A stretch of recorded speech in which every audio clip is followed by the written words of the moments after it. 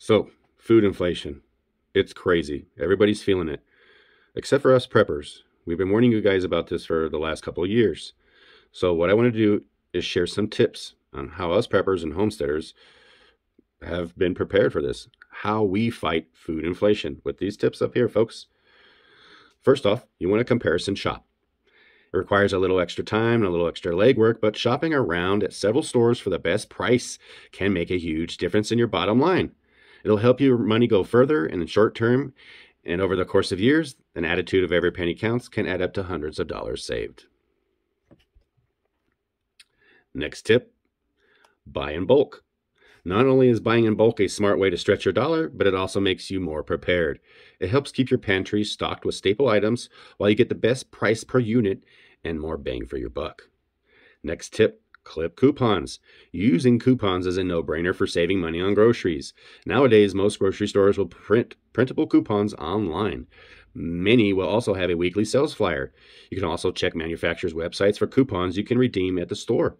Do your homework and spend a few minutes surfing their internet for coupons.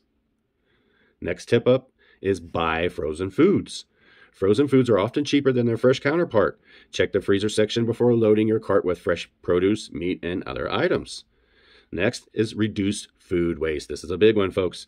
Throwing away food, especially when it costs so much, is enough to make you cringe. It's like putting a piece of your paycheck in the trash, people. When it comes to reducing food waste, the freezer and food dehydrators are your friend. Just about anything can be frozen or dehydrated. Keep your fridge and pantry organized and use your frozen foods before they go bad. Next tip, buy canned foods.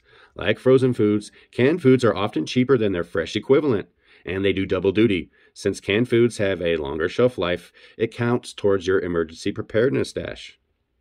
Next thing up is budget meal planning. In just about any situation, a little preparation goes a long way. Before you step foot in your store, research and plan your meals. Eat on a budget by planning your meals around what's on sale and what you have coupons for. You could also come up with cheap recipes, easy eats that you can throw together in your regular meal rotation. Shop with a list and stick to it unless you come across any last-minute deals.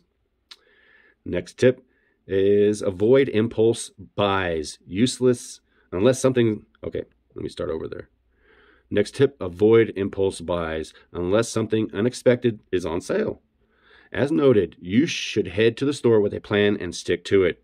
It helps to eat before you shop. Shopping on an empty stomach encourages impulse buys that look good in the moment, but bad for your budget. If you're shopping on a full stomach, you're more likely to skip that candy bar in the checkout line.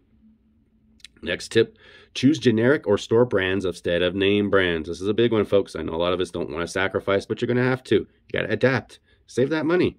A great way to chip away at your grocery bill is by selecting store brands or generic products over name brands, people.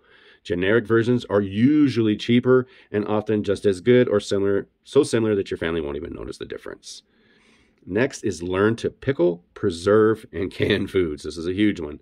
In addition to freezing foods before they go bad or dehydrating, learning traditional food preservation techniques like pickling, dehydrating, or canning go a long way towards eliminating food waste and keeping your pantry stocked. They make a great addition to your survival skill set, folks.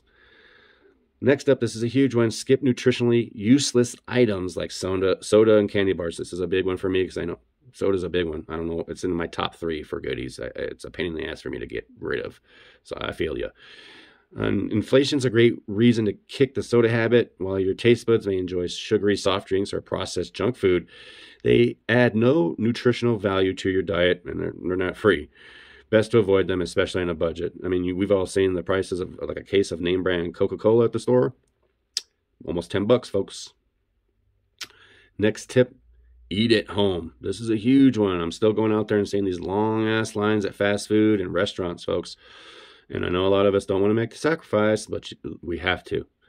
While takeout and delivery can be quick in a pinch, they'll cost you more than a meal made at home. And there's no question a home-cooked meal is cheaper than going out to dinner. Plus, whether you do a sit-down meal at a restaurant or get something delivered to your door, you'll be on the hook for the tip on top of the cost of the food, folks. And those, I know the tip maybe not mean nothing, but the cost of the delivery service on top of the meal, it's crazy, folks. I'm paying almost $60, $70 just for some fucking fast food to get delivered. It's nuts. Same goes for beverages. Yeah, these Starbucks freaks, you're going to hate this. A pot of coffee made at home will cost a fraction of the price of a store-bought cup of coffee. Because I've seen a lot of you sitting in here bitching and complaining about inflation while you're holding an $8 cup of Starbucks, folks. You got to adapt. I'm sorry. Last tip, grow your own food. Growing your food won't only save you money on your grocery bill, it's a worthy survival skill as well. Seeds are extremely inexpensive for the most part, and whether you have a backyard garden or just some countertop herbs, every item you're able to grow at home is one less item you have to fork money over at the store. I've been showing my grow videos. I do grow videos indoors and outdoors, folks. So if you guys have any questions, please hit up the comment section, follow, like, and share, hashtag SWPG for more. We got your 6.